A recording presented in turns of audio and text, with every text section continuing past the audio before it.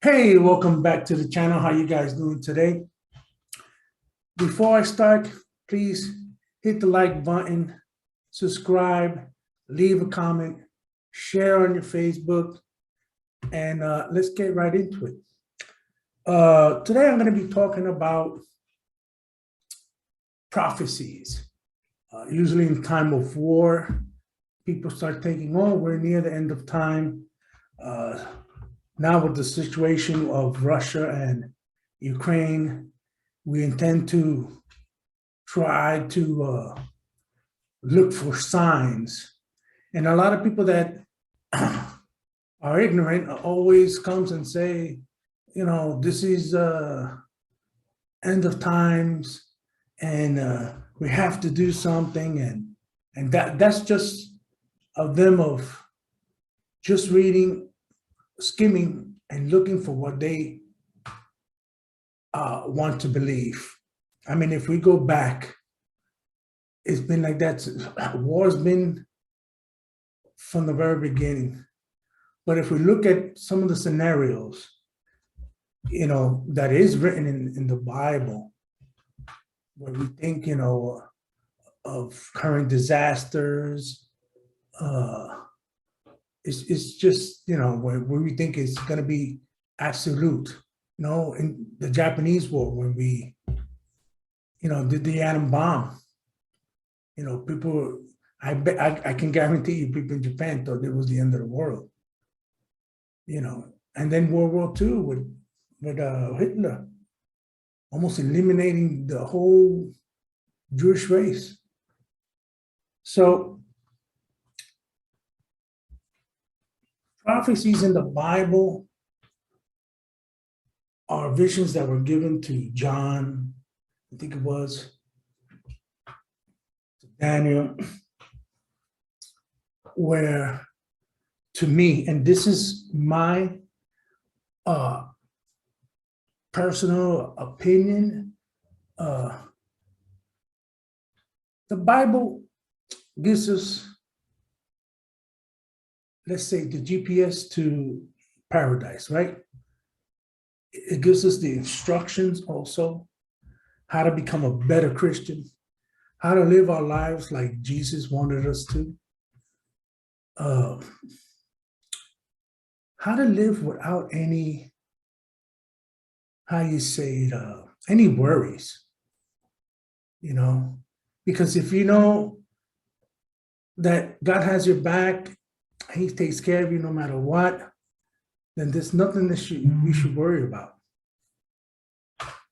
Now, before I start, let me bring down my phone, because this will probably interrupt, as we all know. All right, so as you can see, I get all these noises. So getting back to what I was saying, my personal opinion, I think that if we read the Bible, just read, not go into every detail, the Bible is very simple. It tells you this is what you need to do to live your life. This what could happen if you don't live this way. It shows you real quick the power of prayer, power of faith, and it shows you God's power. So to me, like I said, my personal opinion, it's just easy. Do this. If you want to get into heaven, if you want to have peace in your heart and you want to have that connection with God, this is what you got to do. Simple. Now, when there's sometimes where I need some answers, then I will look into the detail of why is this, because we are a species that are always curious, and it's great to study the Bible. But to me, Revelation is just a summary of the Bible. because throughout the Bible, you're going to get bits and pieces that are in Revelation. The thing is that in Revelations, it's really, really meticulous into details. Well, I'll give you a comparison. We got two of the same movies. We got The Greatest Story Ever Told, right? And then we got The Passion of the Christ. Now, when you look at one, it's real simple, it's beautiful, right? But when you look at the other, when they are punishing Jesus and whipping him, you see the details of what kind of instruments they use to whip him. You see more of the ripping of the skin, where you can picture, oh my God. That's why I find that movie so fascinating. A lot of people, couldn't stand it because, it was just it felt too real. And we should be reminded of what he went through, because we complain, oh, I didn't have my coffee, I'm gonna have a rotten day, right? Or I can't say I'm a Christian because, they're gonna criticize me. He was hit, spit on, beaten. He died for people he didn't even know. In the sense, he died for us, people that he didn't see, and made it easier for us. Think about it. The Pharisees, they were so blind because they were so focused on the law and what was written that they couldn't picture a simple man that didn't come with gold chariots and a huge army. Simple man who came in a donkey. They couldn't believe it, even though it was written from the very beginning. Remember, the Jewish people always wrote everything they saw. Just like the Egyptians back then. That's how we got our history, right? That's how we prove people that don't believe in God, It's written. Book was written, it was copied. It was inspired by God. Now you got other books like was it Ezekiel? No, it wasn't Ezekiel. There's other books that are just inspired by man, which is totally different, which is not accepted in the Bible. Like the book of Enoch. Very interesting book. But you can tell that it was inspired by man, right? But what I'm trying to get clear is, if we just concentrate on simple things. Now, that's where I say that, to me, Revelations is, how do I say it? First of all, let me explain. The Holy Bible has 66 books within it, two distinct sections, which is the Old Testament and the New Testament. There's 39 books in the Old Testament and there's 27 in the New Testament, right? Books that would accept it easily was the full gospel. And there were others that struggled, like 2 Peter. And then there was the final book, which is Revelations, right? It says Revelation 1 verse 3, blessed is he that readeth, and the time, blessed is he that is readeth, and that hear the words of the prophecy, and keep those things which are written therein, for the time is at hand. And excuse my reading, because the way they write these things it's not simple English. But when it says readeth and hear it, well, you're going to read it throughout Daniel, you're going to read it throughout others, even in Genesis, it tells you everything, right? To me, when you read Revelation, is because, to me, it's just you're being prepared to teach or preach. Now, according to my Sunday school teacher, which, man's incredible. Right now, they're in a mission in Mexico, which, I give it off to them to take time to help others that are in misfortune, especially out there where things are not great. But I asked them that question of should we read Revelations, right? So he told me that he believes entirely of the scripture that is important to read and study. All of it supplies us a better picture of who God is and how much he loves us. So yes, he said we need to read the whole book, right? But, and like I said, this is my personal opinion. To me, Revelation is, the summary. I think Revelation was written for, let's say, those who have very little faith yet in the Bible, right? And those that want to teach, right, and preach, because in Revelations, it prepares us, it keeps us prepared, for the Lord. Remember, because the Lord's going to come in and thief, like a thief in the night. You're not going to know when he's going to come. No one knows, which means you always got to be prepared. And it tells you throughout the other books into different prophecies from Daniel. It just tells you got to be prepared because you never know when it comes. You never know when God comes back to take his people. Now think about that. Right?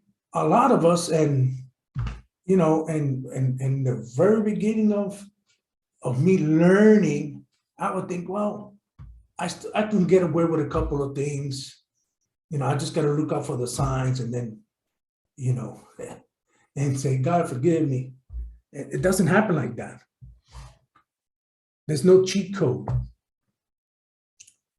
So I think it's very important that we realize that if we need to look at the end of the book, right, the summary, without reading the whole book and try to have a cheat code, you'll be confused and you'll be scared. Revelation is a very complex book. Scary in the beginning, beautiful at the end. So to me, I don't think, this is personal, I don't think I have to read it unless I want to go into details so I can teach or, give a person more of a understanding. But since I know that I'm not that type of person of, oh, you mean me teach? I'm not a teacher. Went to high school, finished high school, was going to college, but didn't go, different circumstances, right? So I wasn't too keen on, oh, okay, I got to do this. But to me, I read what I needed to read from the beginning because God talks to us throughout time. Now, did I read some parts of Revelations? Yeah, if I got into where I needed to confirm something or look at something, like if I find it in Daniel's, and I go back and get a little bit more of a detail. But I think it was written for those that were weak, right? I told my mom said, "Oh, I'm going to pray for you. You need to read it." And I said, "Yeah, but," and then also, if you think about it, how do you beat your enemy? Well, you become his friend, right? And get all the intel, all the detail. Why? Because then you can try to beat him at his own game. So you have to look at it at the other side. Like if I'm a bad guy, right? Well, I'm the bad guy, I'm gonna get all his secrets. Let me go look it up. So when I start to read the Revelations, I'm like, oh no, there's no way I'm gonna go against, God. Look what's gonna happen. So it shows his strength, shows you what he can do, detailed. So, that's my personal opinion. With this thing with the Ukraine and Russia, I can guarantee you a lot of people say, oh, look, the signs are there, the signs are there. Let's not focus on the signs. Let's not focus on the world is going to end. Let's focus on ourselves. Let's focus on relationship with God.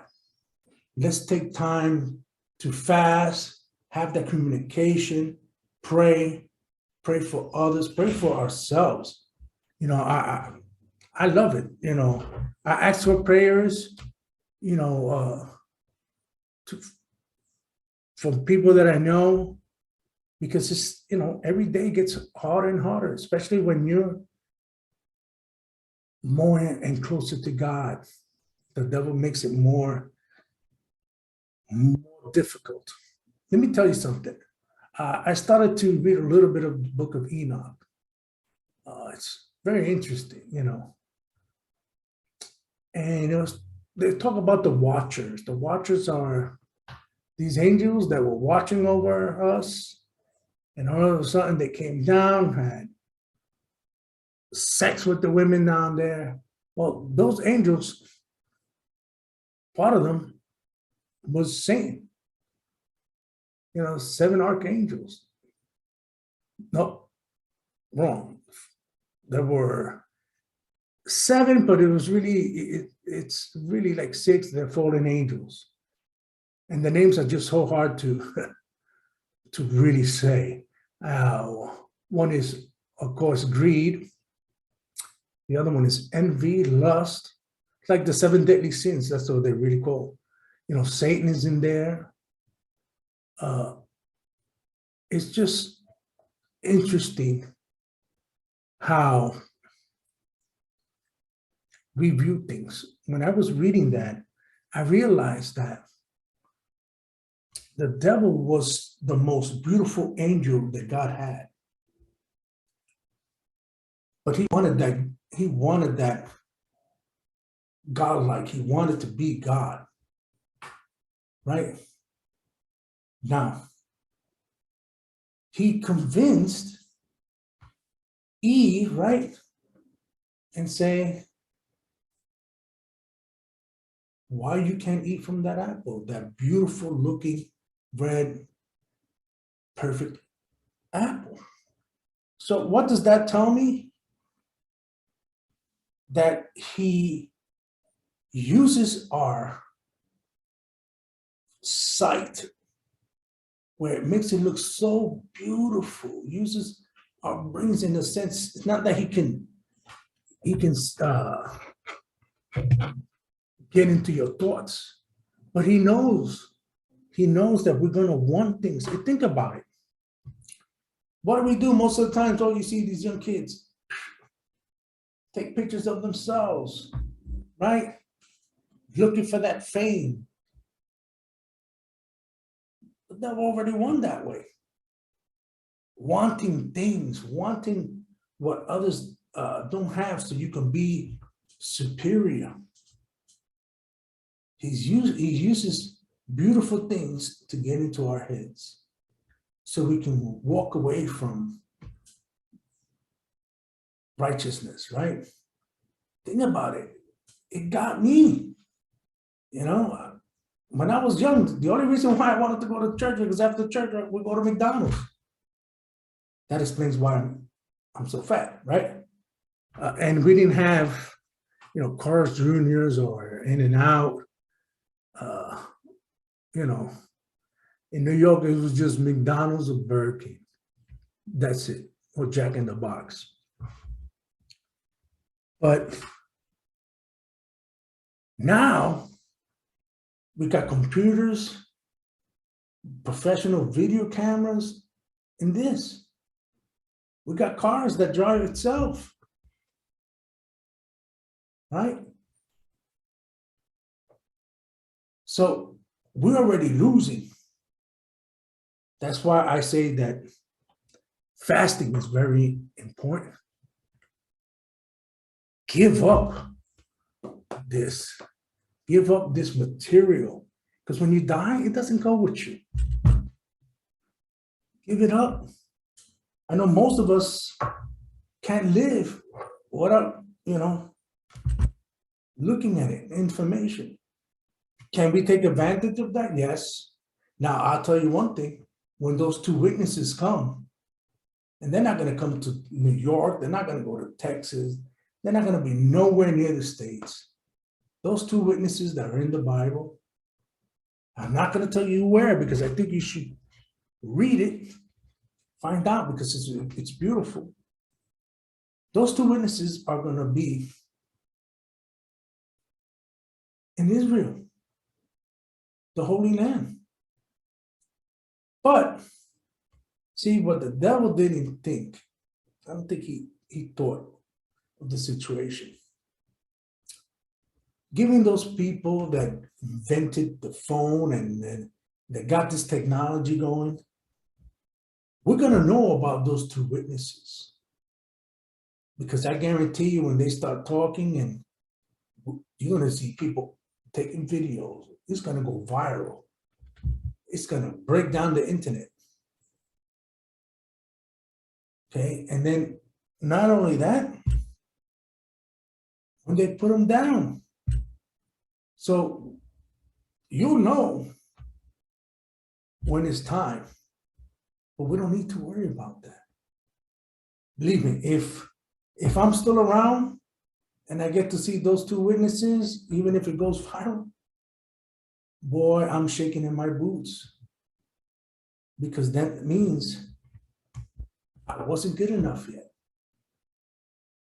Because to me, I think that once you accept God and you try to live the life you can, as much as you can,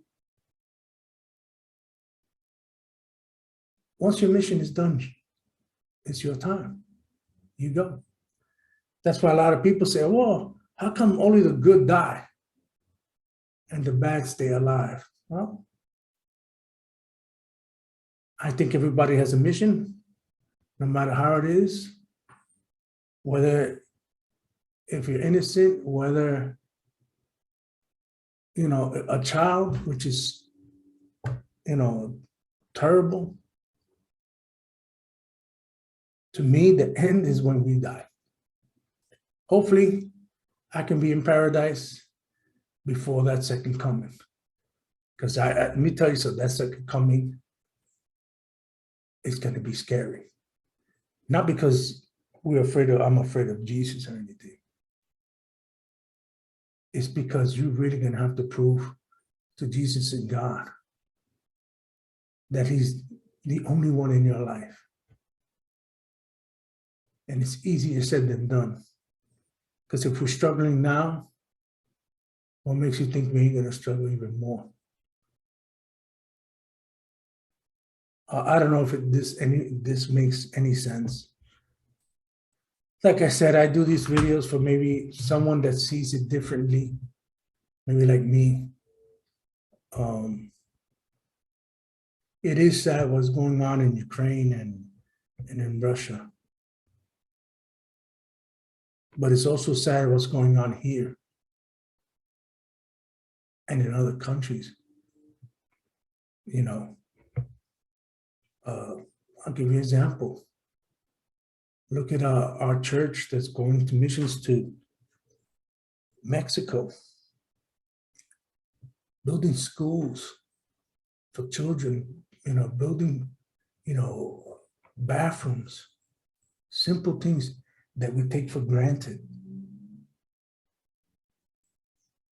And they take time out of their lives to go help someone else.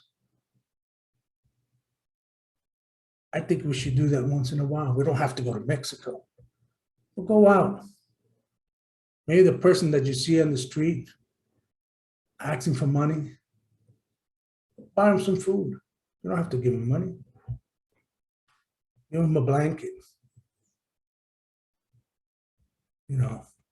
Sometimes you can have just $20 to your name. Well, I guarantee you, when you give with your heart, you're going to receive more than what you gave. And I'm not just talking about here on earth, I'm talking about spiritually. You gain.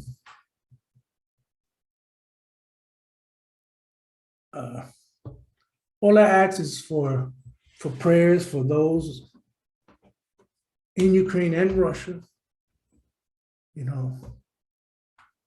They need all the prayers they can get on both sides. We should be thankful we don't have to deal with that here. Hopefully, we can find where we can donate. It's hard to trust right now anything you put up, because there are people that take advantage of situations like these.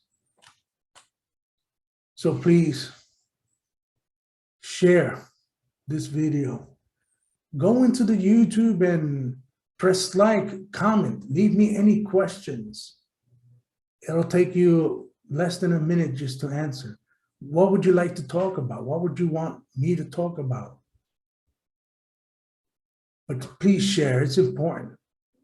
Even though a lot of people may not, relate to what I'm saying, but you never know, right? So, thank you. Please take care of yourself, take care of your family, and God bless.